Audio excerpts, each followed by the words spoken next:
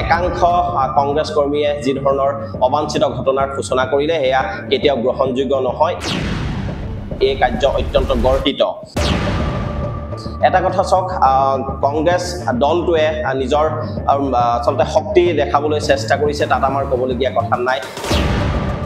নিজৰ প্ৰিয় নেতাজনক আচলতে আদৰাৰ কাৰণে এটা অভূতপূৰ্ব পৰিৱেশৰ সূচনা কৰিছে তাতো আমাৰ ক'বলগীয়া কথা নাই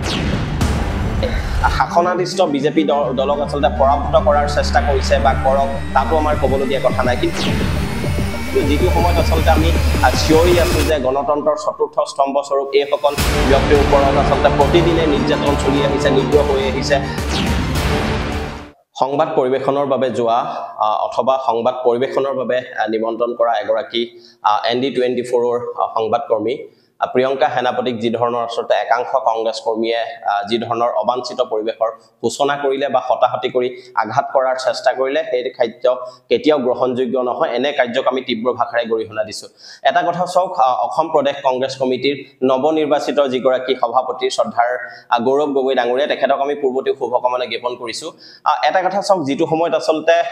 নিজৰ পৰিয়াল পৰিজন বা নিজৰ আত্মীয় লৰা ছোৱালী সকলোকে আচলতে আওকাণ কৰি দুৱাৰৰ বাতৰি দুৱাৰে দিয়াৰ চেষ্টা কৰে বা সমাজৰ যিসমূহ আচলতে সমস্যা আছে সমস্যাবোৰ উদঙাবলৈ চেষ্টা কৰে বা নিজৰ কণ্ঠৰে আচলতে নিজৰ প্ৰাণৰ কথাও নাভাবি যিটো সময়ত আচলতে ৰাজ্যখনৰ কথা চিন্তা কৰে বা ৰাজ্যখনৰ সমস্যাসমূহ উদঙাবলৈ চেষ্টা কৰে যাক আমি গণতন্ত্ৰৰ চতুৰ্থ স্তম্ভ ৰূপে আখ্যা কৰো তেনে ধৰণৰ ব্যক্তিসকলৰ ওপৰত আচলতে একাংশ কংগ্ৰেছ কৰ্মীয়ে যি ধৰণৰ অবাঞ্ছিত ঘটনাৰ সূচনা কৰিলে হেয়া কেতিয়াও গ্ৰহণযোগ্য নহয় এই কাৰ্য অত্যন্ত গৰ্হিত এটা কথা চাওক কংগ্ৰেছ দলটোৱে নিজৰ আচলতে শক্তি দেখাবলৈ চেষ্টা কৰিছে তাত আমাৰ ক'বলগীয়া কথা নাই নিজৰ প্ৰিয় নেতাজনক আচলতে আদৰাৰ কাৰণে এটা অভূতপূৰ্ব পৰিৱেশৰ সূচনা কৰিছে তাতো আমাৰ ক'বলগীয়া কথা নাই শাসনাধিষ্ঠ বিজেপি দলক আচলতে পৰাভূত কৰাৰ চেষ্টা কৰিছে বা কৰক তাতো আমাৰ ক'বলগীয়া কথা নাই কিন্তু যিটো সময়ত আচলতে আমি চিঞৰি আছো যে গণতন্ত্ৰৰ চতুৰ্থ স্তম্ভ স্বৰূপ এইসকল ব্যক্তিৰ ওপৰত আচলতে প্ৰতিদিনে নিৰ্যাতন চলি আহিছে নিগ্ৰহ হৈ আহিছে শাসনাধিষ্ঠ চৰকাৰখন ব্যৰ্থ হৈছে তাৰ পাছত আচলতে এনে ধৰণৰ কামকাজ কেতিয়াও গ্ৰহণযোগ্য নহয় গতিকে অনাগত দিনত এনে ধৰণৰ কামকাজ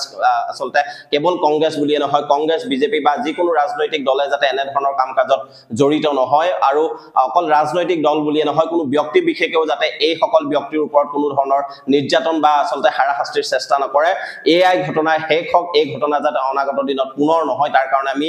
দাবী জনাইছো আৰু এনে ধৰণৰ পুনৰবাৰ আমি আচলতে গৰিহণা জনাইছো